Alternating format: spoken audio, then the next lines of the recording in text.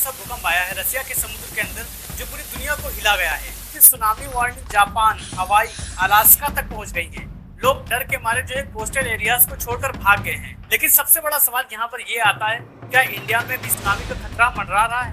आज की इस वीडियो में हम लोग जानेंगे पूरा डिटेल से, तो वीडियो को एंड तक जरूर देखें। सबसे पहले सवाल ये आता है कि ये भूकंप सबसे पहले कहाँ पर आया था?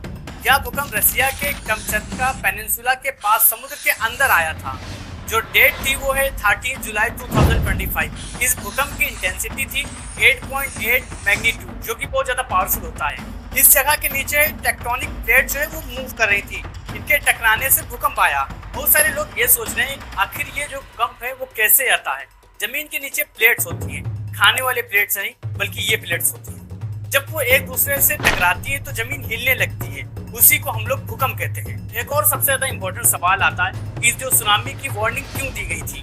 जब भूकंप जो है समुद्र के अंदर होता है तो पानी बहुत ज्यादा हिलता है और बड़ी बड़ी लहरें बनती हैं जो सुनामी बन जाती है। इस भूकंप के बाद साइंटिस्ट ने देखा कि पानी में हलचल ज्यादा है, इसलिए सुनामी का खतरा था। इस वजह से जापान, हवाई, अलास्का, चिली जैसे समुद्र के किनारे के देशों में अलर्ट दिया गया। जैसे ही ये अलर्ट मिलता है लोगों ने अपने घर छोड़ दिए, स्कूल, ऑफिस सब बंद हो गया और वहाँ पर बहुत ज्यादा पैनिक क्रिएट हो गई। आप समझते हैं क्या इंडिया में भी सुनामी का बहुत ज्यादा खतरा है? तो मैं बता देना चाहता हूँ इंडिया में अभी कोई भी खतरा नहीं है। INCOIS जो कि ये एक सुनामी अलर्ट सेंटर है, इसने खुद अपडेट दिया है कि इंडिया के अंदर कोई भी सुनामी का खतरा नहीं है। भूकंप जो है पैसिफिक ओशियन के अंदर आया है। इंडिया इंडियन ओशियन के पास है, यानी कि एक दूसरे से अलग है ये लोग, इसलिए जो है यहाँ पर भूकंप नहीं आएगा। इस भूकंप के अंदर नुकसान तो बहुत सारा होता है पर किसी की जान नहीं जाती है। ऐसा इसलिए क्योंकि आजकल जो है बहुत सारी मशीनें चल चुकी हैं एडवांस टाइप की, जो पहले ही भूकंप या सुनामी को डिटेक्ट कर लेती हैं। आपको याद होगा 2004 को सुनामी जो लाखों लोगों की जिंदगियां बर्बाद कर गई थी।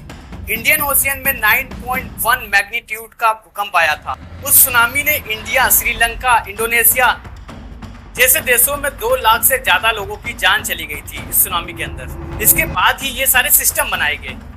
उम्मीद करता हूँ आज की वीडियो में आपने बहुत कुछ सीखा होगा। अगर वीडियो अच्छी लगी तो प्लीज एक लाइक और इस वीडियो को बहुत ज्यादा शेयर करो।